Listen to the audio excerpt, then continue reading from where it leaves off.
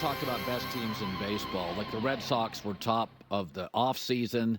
Their ownership group now cares more, I think, about maybe English Premier League soccer. The Red Sox are surprisingly good this year, but it is amazing to watch. Generally, organizations that have money have it forever. Georgia football, Ohio State football, Michigan football, Kentucky basketball, Carolina basketball, even collegiately. If you got money forever. And in pro sports, it's like the Niners have always had money. The Cowboys have always had money. The Eagles have always had money. The Lakers and the Celtics. It's amazing. The Red Sox were like, for about a 15-year period, it just felt like Yankees, Red Sox, and maybe the Braves. Like they were just rolling. And they just don't feel like that. Aren't you excited that the Patriots and the Red Sox, two teams that have been awesome for 2 decades, now stink and are unwatchable? Well, I think the Red Sox are, the Celtics are still great in Boston. Celtics are great. Red Sox are, I think, better than a lot of people, but they just couldn't afford Mookie Betts. Yeah. That's not the case 10 years ago. But the Celtics are likable. Jason Tatum, Jalen Brown, like people like these guys. Usually people don't like Boston, right? Patriots, they were insufferable for a while because they dominated. Yeah. There's no redeeming qualities on the Patriots now, are there? Like, name one good thing about that organization. Well, the Celtics are very collaborative. So I find the Celtics to be very likable. It's a collaborative group. Yeah. Their star sometimes doesn't grasp it, but that's not, in terms of likability, I think this is as likable. They're not chippy. They're fun offensively. They're a fluid team. They're collaborative. They share. The coach seems like he's all in. Holiday, White, everybody seems like good guys. Yeah. Like, they're not despicable. Like, 80s Celtics, they had some goons on those teams. You know that, battling the Lakers. Well, they were a chippy, physical team that, they were like the Pistons, but more skilled offensively. But they had a Pistons feel, but they had Bird. Yeah. They had more offensive polish. Yeah. Speaking of that, we had Eric Musselman on the show yesterday. Now, he's coached in the NBA, head coach, couple of teams, assistant. Now he's USC's coach, Arkansas, Nevada. Really knows. He's been international, G League coach of the year. He really, really knows his stuff. And we were talking to him. One of the questions I asked him about is I said, international players are taking over the league. And I can remember when Tony Kukoc came to the Bulls, everybody was like, even Jordan and Pippen tested him. It's like they're soft. European players are soft. Well, that's not the case anymore. They're physical. They're more polished. They're more mature. They're more ready to be productive right out of the chute. I mean, Wemby last year is putting up all-star level numbers. Luka right out of the chute. Giannis now. And I asked Eric Musselman about kind of that switch from American dominance at the top of the NBA, food chain to international dominance. I remember the draft with Dirk Nowitzki. I was in Orlando at the time, and 3 weeks before the draft, we did not know who Dirk was. That's how far scouting and everything has come, too. That wasn't that long ago, but now the coaching overseas, absolutely phenomenal. Some of the best coaches in the world are not coaching in the United States. And for so many years, great American coaches went over there, coached, did clinics, taught the game the way that the Americans played. Now the coaching, we're stealing ideas and schemes from them. It's amazing. Even NBA teams, there's a lot of NBA teams. Hey, let's go get so-and-so to be an assistant coach because he's so creative, offensive-minded, and he's been coaching in Italy or Spain or Serbia or wherever. Yeah, it's really a flip. I think some of it is the AAU system is a money grab. And sometimes our democracy, American capitalism becomes crapitalism, where money takes precedent over everything. And that's what AAU basketball feels like. It's the coaches, it's the players, it's the system, it's the league. They're all just money grabs. And it is absolutely hurting our system.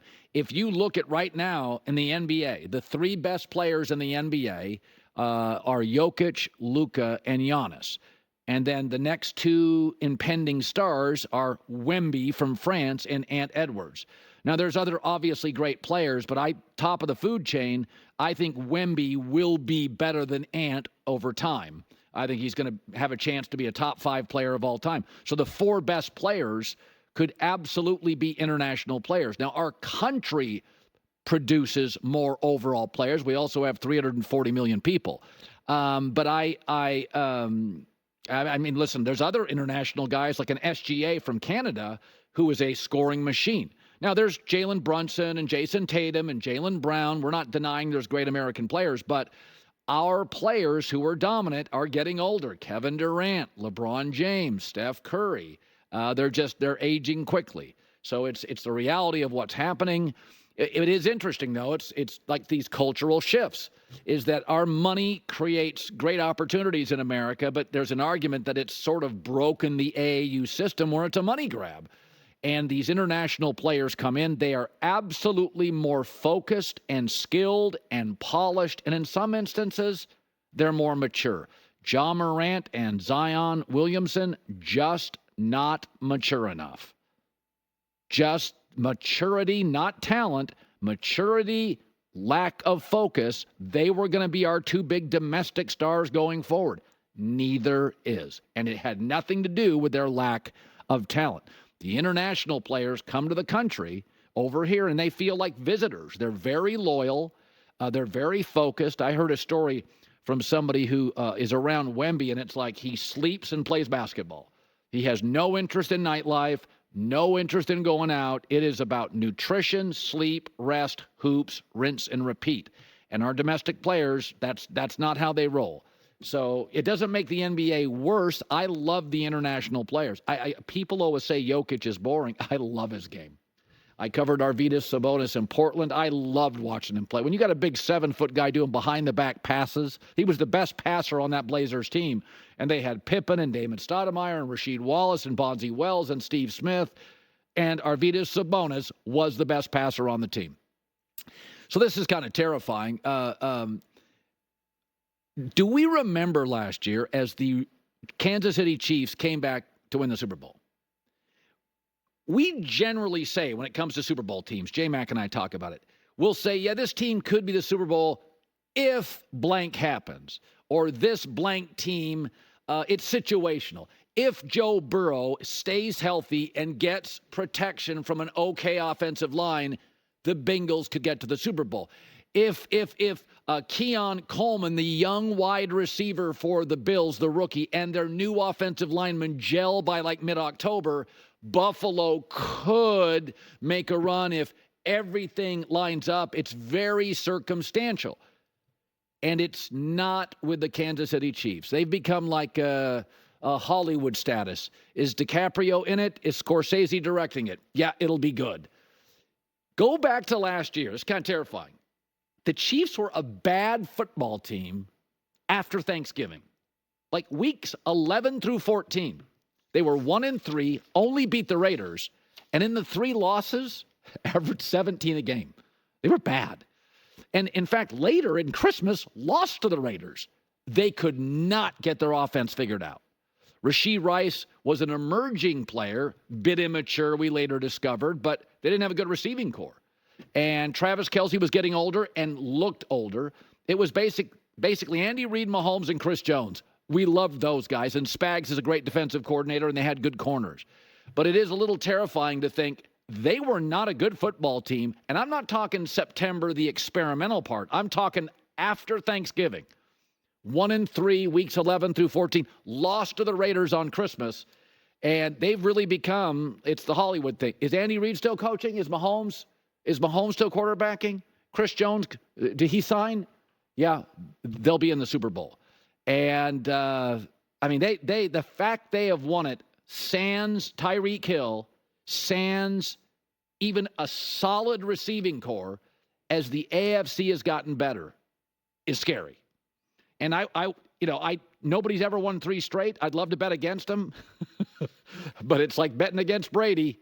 Do it at your own peril. Here's Mahomes this week talking about all the inconsistencies from last year.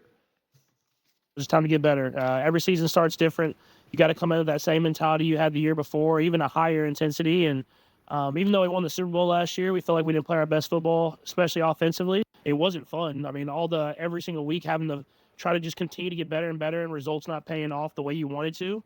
It wasn't a lot of fun. We have a lot of those same guys back, and they know how that felt. And so we're going to try to prepare ourselves better this year so that we can play better throughout the season and obviously try to end with the same result.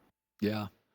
You forget last year, and again, this isn't early, it's post-Thanksgiving. That was a bit of a choppy mess.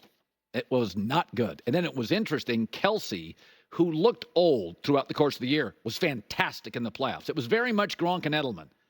Like, Edelman's best games were postseason games. Gronk's biggest factors were in postseason games.